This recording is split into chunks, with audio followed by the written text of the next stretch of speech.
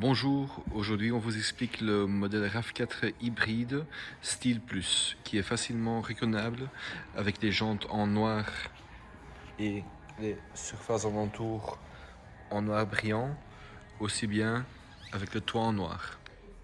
La voiture RAV4 est équipée avec le système Smart Entry, qu'il suffit de garder la clé en poche, s'approcher du véhicule, toucher les poignées de porte et la portière qui s'ouvre, aussi bien les rétros qui s'ouvrent. Pour fermer la voiture, il suffit de toucher les deux petites barres sur le poignet de porte et la porte qui se ferme, aussi bien les rétroviseurs. Bien sûr, il y a aussi la clé pour ouvrir et fermer la voiture.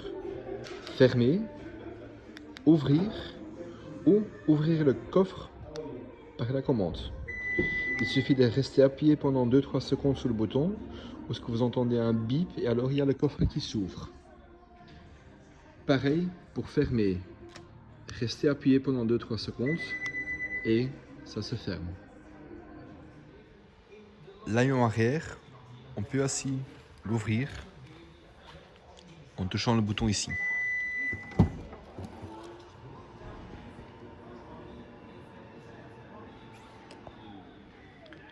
Pour fermer, vous savez aussi pousser sur ce bouton-là. Et automatiquement, l'haillon se ferme. Le capot s'ouvre en tirant le bouton ici. Le réservoir d'essence s'ouvre en poussant le bouton ici. C'est bien l'essence 95 qui va dedans. Je tourne à gauche pour ouvrir.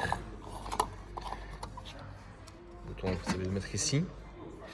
Et vous mettez l'essence 95. Pour fermer, tournez à droite jusqu'à un moment vous entendez un clic et vous sentez un clic et c'est suffisant et simplement fermé. Commande de vitre. Les commandes de vitre se trouvent ici. Il suffit de pousser sur le bouton pour ouvrir la fenêtre, tirer pour fermer. Bien sûr possible sur les 4. Ce bouton ici est là pour bloquer les fenêtres. Simplement le vitre conducteur reste ouvert. Ouverture et fermeture en fait des portières, aussi bien là-bas pour les rétroviseurs. Donc le rétroviseur gauche et droite, on le met sur gauche. Avec le joystick qu'on se trouve ici, on peut régler les rétros. Il y a aussi un bouton pour éventuellement enclencher les rétros automatiquement. De nouveau ouvrir ici. Mais on peut le mettre sur la position au milieu auto. Comme ça, quand on ferme la voiture, les rétros qui se ferment. Quand on ouvre la voiture, les rétros s'ouvrent. Premier bouton gauche en bas du volant et le bouton pour le Automatic High Beam, le tout grand phare automatiquement. On pousse, on voit que le voyant s'allume en vert. On pousse le levier en arrière et on voit là-bas que les deux grands phares sont activés. Bouton pour la pare-brise chauffée. Faites attention, ça fonctionne que à partir des températures en dessous de 5 degrés. Le Panoramic View.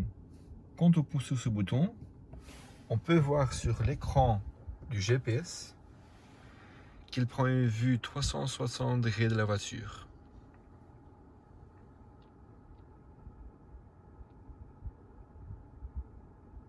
Elle fait un zoom out et vous voyez une perspective au-dessus de la voiture, éventuellement les objets. Le volant chauffé. Vous allez voir que ce sont les éléments ici et là-bas qui vont être chauffés. Le dernier bouton est là pour ouvrir l'haillon. Restez appuyé pendant 2-3 secondes. Vous entendez un bip et l'haillon qui s'ouvre. Pareil, pour fermer, on reste appuyé. Un bip et l'haillon qui se ferme. Pour démarrer la voiture, il suffit de pousser sur le frein. On appuie sur le bouton Power. Et vous voyez que Ready qui s'allume. Ça veut dire que la voiture est maintenant activée. Le levier à gauche du volant est là pour le faire. Vous voyez que la position est maintenant sur automatique. En principe, elle peut toujours rester comme ça. Sauf si vous dites là, ok, c'est pas suffisant. Je vais les enclencher moi-même, les petits fers et les grands fers. On a bien sûr le moyen pour faire un appel de fer. Ou bien, comme on a vu là tantôt, simplement pousser le levier en arrière et on a les grands fers automatiques. Quand les fers sont allumés, on a aussi le moyen pour activer les phares de brouillard avant et avant-arrière. On voit maintenant qu'ils sont aussi tous les deux activés. Pour désactiver, simplement en bas. Le levier à droite pour les essuie-glaces. Le levier, on peut le monter pour essuyer simplement une fois. Position en bas pour la position automatique. On sait régler la sensibilité ici. Plus sensible, moins sensible. En général, on laisse sur cette position. Position continue, position rapide.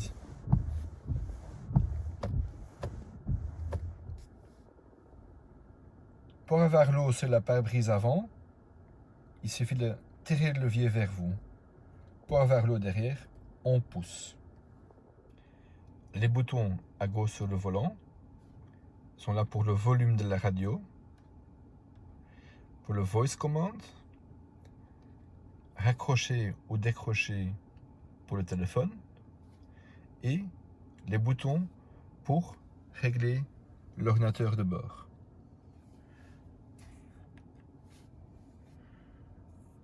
En poussant en haut et en bas, on change dans le menu. En allant à gauche ou à droite, on peut voir l'orientation, la radio, plus d'infos de la capacité de la batterie, plus d'infos sur votre trajet, les paramètres et les messages. Les paramètres sont tous activés.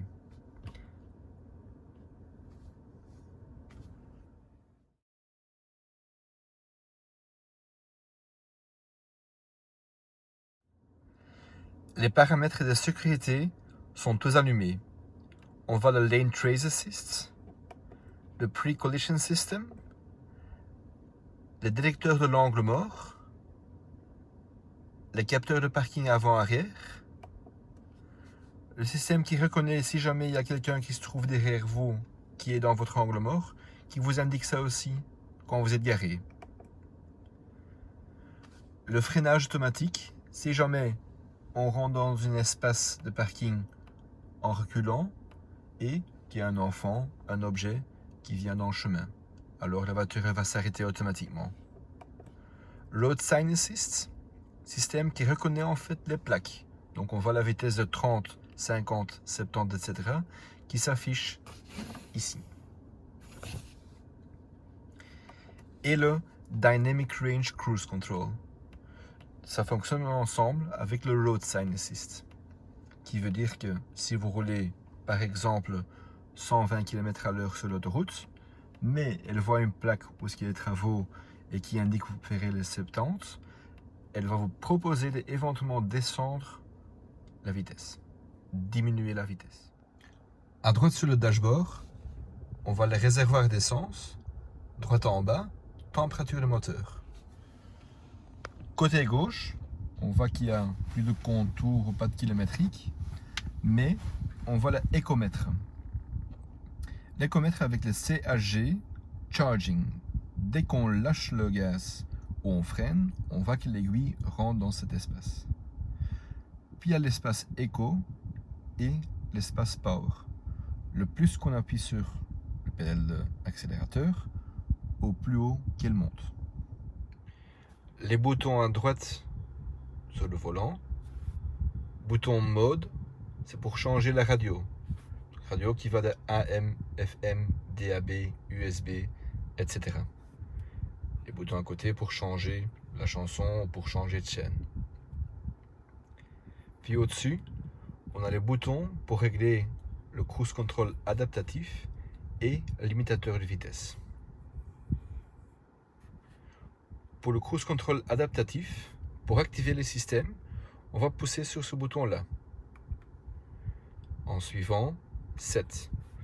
Alors la voiture va se bloquer sur une certaine vitesse que vous indiquez, par exemple 90 à l'heure. Puis, on peut appuyer sur ce bouton-là pour régler la distance entre nous et la voiture devant nous. Donc en fait, votre voiture va s'adapter à la voiture devant vous. Puis le bouton ici, c'est pour le Lane Change Assist. Pour activer ou désactiver. Si jamais, sans mettre votre clignoteur, vous changez de bande, automatiquement elle va vous indiquer ou elle va faire un petit bip bip quand vous passez la ligne et elle va faire un contre-vol aussi. Pour de nouveau vous mettre bien droite dans la bande. La clim digitale, on active la auto, automatiquement vous allez voir que le bouton de l'AirCo fonctionne aussi.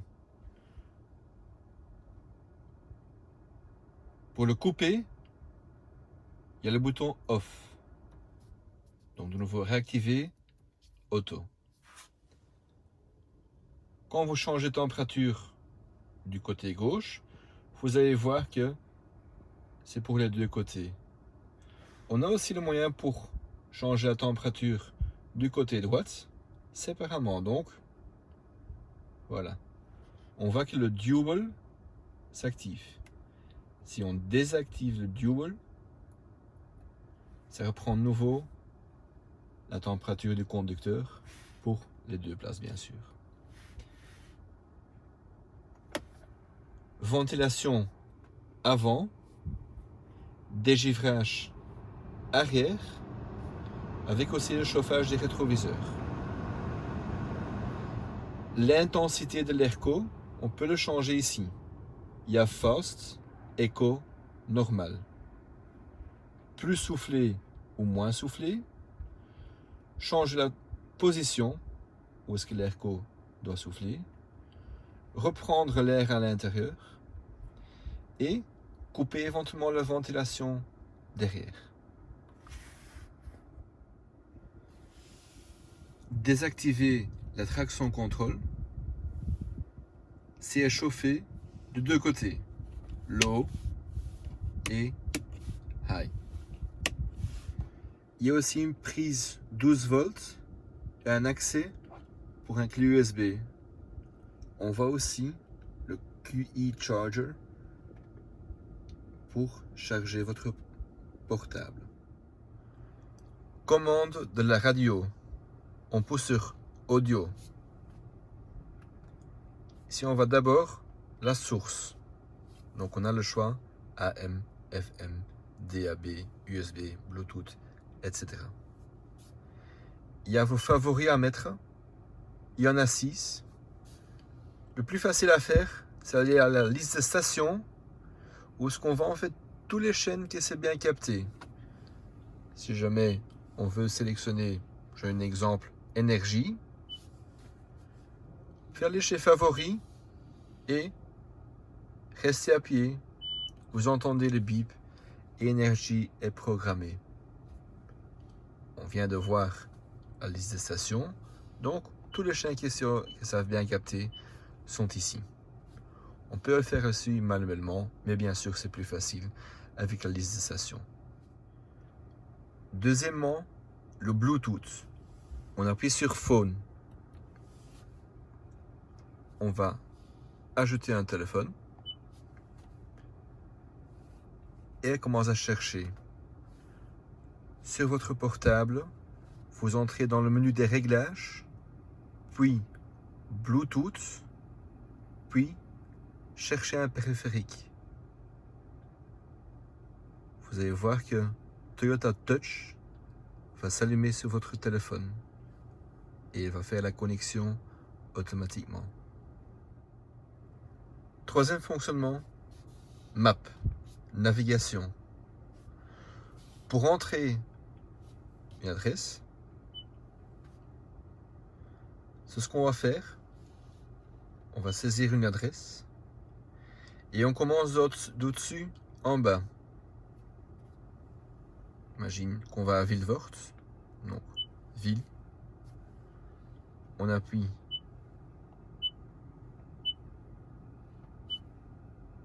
Vilvoorde, adresse. On prend maintenant l'adresse du garage. Hendrik Henley. C'est moyen pour mettre le numéro 260. Mais si jamais on ne connaît pas le numéro de maison ou peu n'importe, il suffit aussi de directement aller sur calculer et il prend le milieu du, dans ce cas ici, le Hendrik Henley. On choisit toujours le chemin le plus rapide. Veuillez suivre la flèche de direction en sortant, veuillez tourner à droite. Voilà. Pour désactiver la voie ou la navigation, les 3 petits points, fin des guidages. Voilà. Quand on appuie de nouveau ici, on a la destination le plus récent. Vous allez voir que les dernières 50 restent dedans. Donc, comme ici, Hendrik Henley, j'appuie et elle commence de nouveau avec le guidage. Veuillez suivre la flèche de